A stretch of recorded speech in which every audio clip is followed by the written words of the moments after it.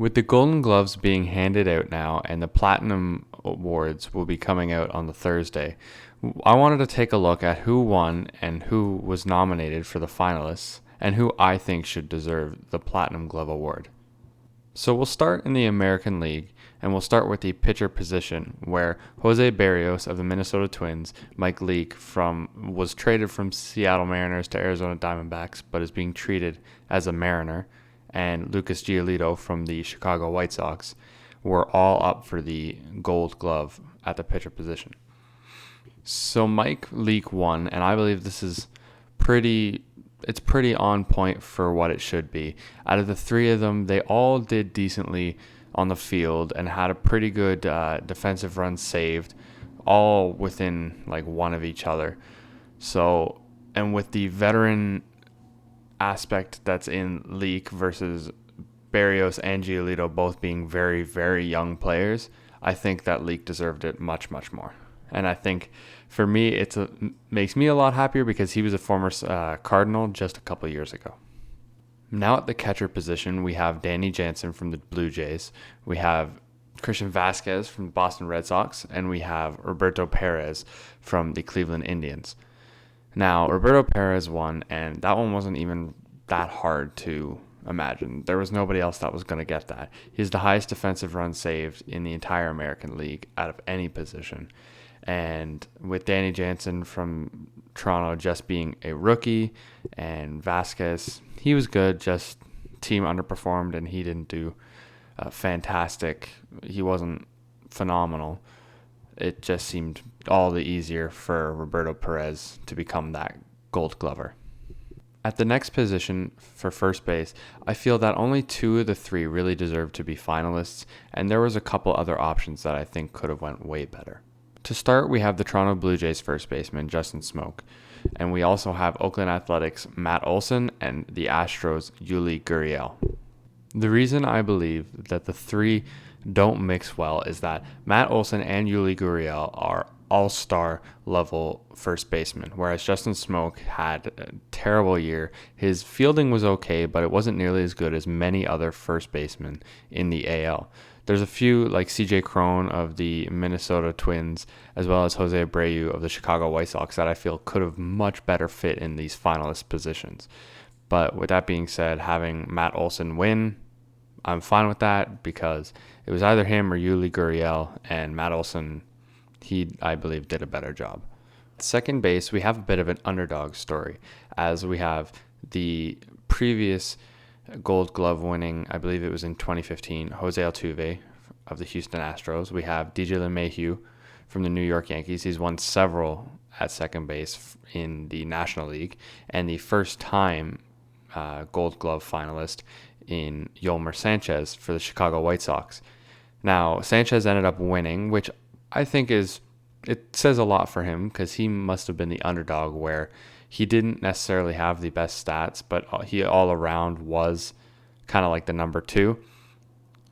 Jose Altuve, he did good in some spots, and then DJ LeMahieu did a lot better in others, but then Sanchez was good all around. So it does seem like a good fit. It was just probably more of an upset to others. Again, at the third base position, we have another one of those. There's only two that are really that good, and the third one is one that they just put in there because this team needs to have somebody there. So we have Matt Chapman from the Oakland A's, we have Alex Bregman from the Astros, and then we have David Fletcher from the Los Angeles Angels. He is the odd one out, as Alex Bregman just had a phenomenal year, more so offensively than defensively, but he was still pretty good as a defensive third baseman. And obviously, as Matt Chapman won, he deserved it because he is much more defensive, but still equally good at offense. I thought I'd look, and immediately when looking at the best fielding stats for third basemen in 2019, there was Yoan Moncada, Jose Ramirez, and Gio Urshela. At shortstop, it was a very tight race between Marcus Semien, Andrelton Simmons, and Francisco Lindor. Now, Francisco Lindor won it, but I think it could have gone either way, and I think all fans would have been happy, whether it was the A's, the Angels, or the Indians. Any one of them would have been happy either way because they all equally did very well. At left field, we have the perennial winner, Alex Gordon, who won again for the Royals, whereas Robbie Grossman from the Oakland Athletics and Andrew Benintendi from the Red Sox, they both tried to give a stab at it, but there wasn't much of a chance. This is the seventh time that Alex Gordon has won. So it is well deserved again, and being possibly his last season before he retires, it's a pretty good send-off. Craziest one of them all for me is at center field.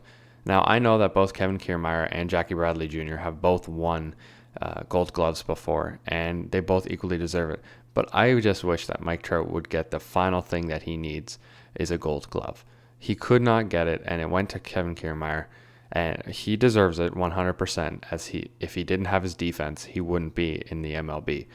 But Mike Trout, that's the one thing that hopefully he'll be able to get before he's done his major league career, is that he can get that one Gold Glove. In the final outfield position in right, we have Cole Calhoun from the LA Angels, we have Mookie Betts from the Boston Red Sox, and we have Josh Reddick from the Houston Astros. Now, Cole Calhoun, he's been declining ever so slightly, and this being possibly the last season with the Angels, as the club had declined his opt-in. And Josh Reddick, he's kind of an under-the-radar player. This one seemed pretty obvious to go to Mookie Betts. In the National League, we're going to go down in the same order again with pitchers. So we start with Jack Flaherty from St. Louis Cardinals, Zach Greinke, who was originally on the Diamondbacks, so they treat him as if he was there, and then got traded to the Astros later in the season, and Aaron Nola from the Phillies. Now, obviously, hometown favorite, I'd love to see the St. Louis Cardinals. I would have loved to see them win a couple. They only won one, and this wasn't that one. Now, Zach Greinke, of course, he had to win his sixth in a row. It just makes sense. He's such a defensive baseball player, and even though he's a pitcher, and in the World Series Game 7, you could see his fielding is bar none in the pitching position. He deserved it 100%. Catching for the San Diego Padres, we have Austin Hedges, we have the St. Louis Cardinals, Yadi Molina, and we have JT Realmuto from the Phillies. Now, Realmuto won, and that made sense completely, as Molina, he's been also deteriorating as time progresses. He's still an all-star catcher, but he's not to the same level that he was years ago when he just constantly won. This would have been his 10th Gold Glove. Austin Hedges was a bit of a underdog, but he's still a phenomenal catcher, and he's one of the top, I'd say, 5 in the National League, so he deserves to be up there. At first base, we had the Paul Goldschmidt impersonator, Christian Walker, for the Arizona Diamondbacks. We had Paul Goldschmidt himself from the St. Louis Cardinals, and we had Anthony Rizzo from the Chicago Cubs. Now, we keep having a lot of people on these lists that have a down season, and this is going to continue, as Paul Goldschmidt was having still a all-star caliber year, but it was much worse than when he was on the Diamondbacks. And Christian Walker, he was an incredible rookie for his defending capabilities at first base, but it had to go to Anthony Rizzo, and it just made sense. That is his skill set, and it works so well for him, and that's what got him to get his opt-in contract. Second base, we have Ozzie Albies from the Braves. We have Colton Wong from the Cardinals, and then we also have Adam Frazier from the Pirates. Now, Adam Frazier's getting up there in age, but he definitely put in a fight, and with also Albies and Wong being on the much younger end, it was a bit of a old versus young battle on this one. Now, Young happened to win on this one, as Colton Wong won it for the Cardinals, their only Gold Glove, and it was well deserved, as he was definitely the best of the three. He was the standout second baseman in the National League. Third base, we have these trio of incredible third basemen. All should be MVPs. One of them actually was. With Nolan Arenado for the Rockies, we have Rendon for the Nationals, and then we also have Donaldson for the Braves. So this one went to Arenado, and it was his 7th straight. Do I believe he earned it? 100%.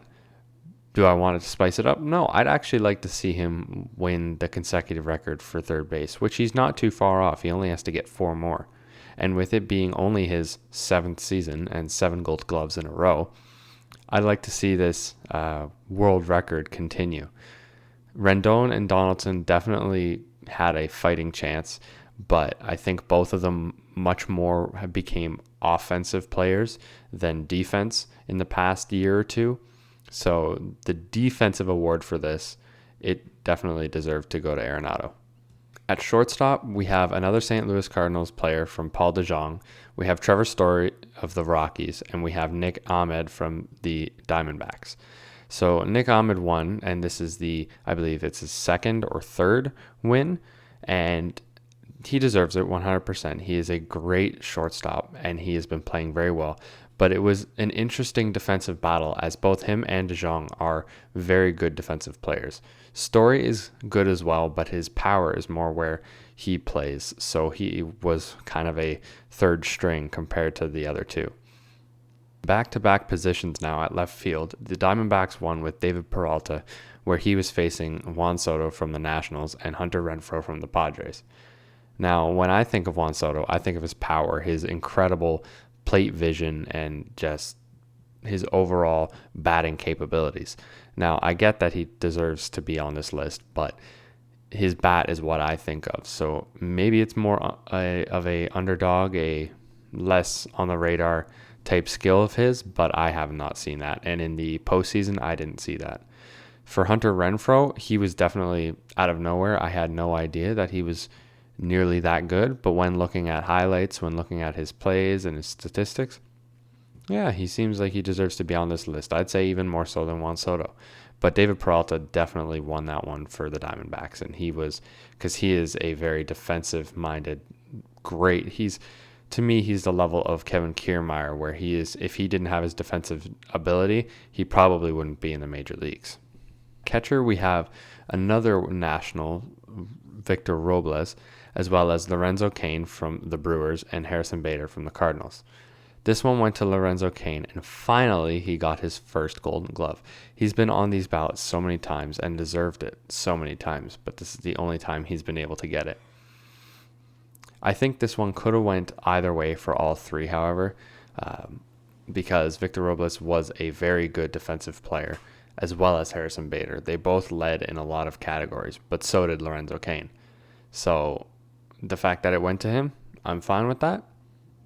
I'm just glad that this drought of his has finally come to end. At right field, we have a set of all-star players with Bryce Harper, who, after being traded, his bat came down, but his outfield ability did not change. We have Jason Hayward from the Cubs, he's on the fringe now. I don't think he's going to last a ton longer because he's definitely been getting worse and worse, although his outfield is still pretty good. And Cody Bellinger, who was a runner-up for the NL MVP from the Dodgers. This one went to Bellinger, and it wasn't hard to tell because he not only had a great offensive year, but his defense was some of the best that they've ever seen on the Dodgers. He definitely led the team to as far as they did. It just sucks that they lost to the Nationals, but who knows? The story would have been written differently if they won. And although Harper also would deserve it, his trade and then his offensive ability kind of hindered people looking at him defensively as well. So I think Bellinger was a very good choice for the award. Now for the Platinum Glove Award. Going into the American League, I have a couple choices that I've been thinking about that maybe should get mentioned as options. So we have the kind of obvious Roberto Perez, the catcher for the Indians. He definitely deserved it, where he had the highest defensive runs saved. I believe Matt Chapman also has a chance. He could get up there pretty easily.